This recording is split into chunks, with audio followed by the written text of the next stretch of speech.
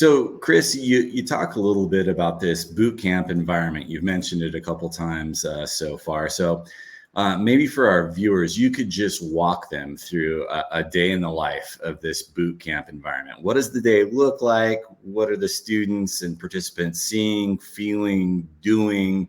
How are they interacting with the rest of the team? Yeah. Tell us a little bit about that. Yeah, great question. So, the pandemic changed everything for us, right? When I started at Npower, California, we were in the classroom, and I had really a subpar facility it was in a church annex. The linoleum tiles were peeling the ceiling things. And I remember I had to go pitch it to my students. I had half veterans, half young adults, and I was embarrassed about this place. And what do you do as a military guy? I got to motivate these people to do their work. So I got in front of the class and I said, you know where you are? You're in the freaking Rocky gym of freaking tech training.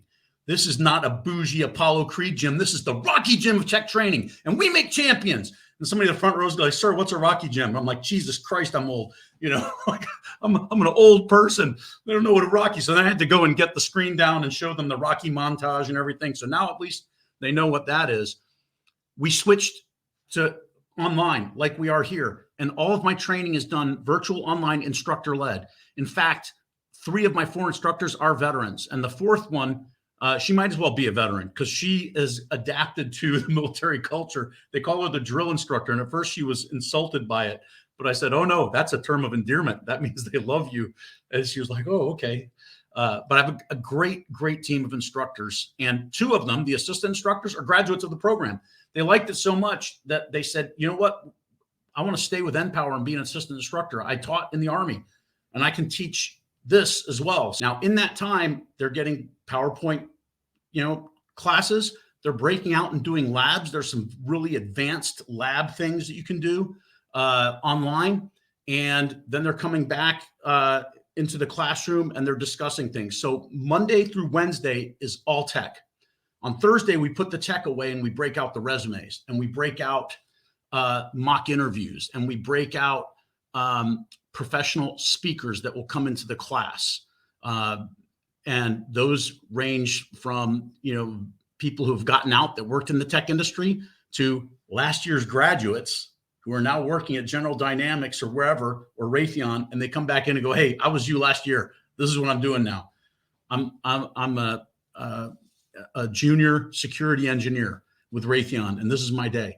And so Thursday is pro dev, and then Friday we review for tests. We do practice tests. We do what did we not understand during the week and go police up everything.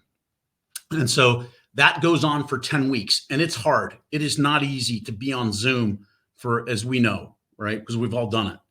But if you want these certifications and you want to prepare yourself for a job afterwards, that's what you got to do. So that's what a day in the life looks at. It's a lot of the Zoom, break into breakout groups, do some work on your own, come back, put it together.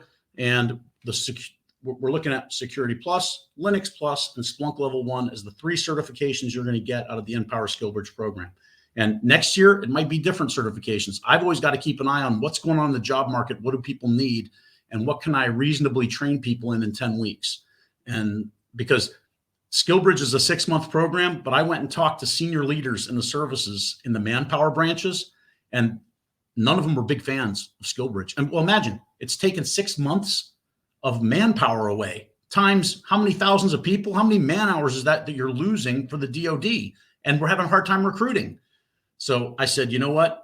We got to make this course 10 weeks. I said, well, what about 10 weeks? One of my buddies who works up there, he's like, 10 weeks we could do.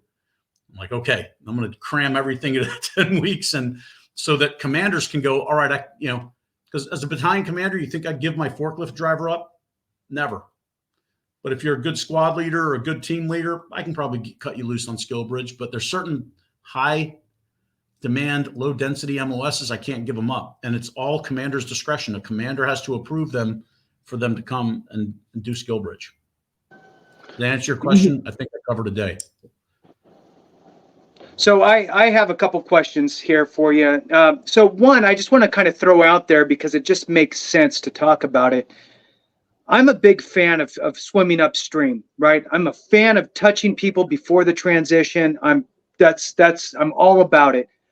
And I think right now is a good time to just throw in for those that are looking to transition from the military, whether it's retirement or EAS, just your regular, you're getting out, don't forget about your benefits delivery at discharge. You can file your VA claim while you're in service and let the VA work on that claim while you're transitioning out.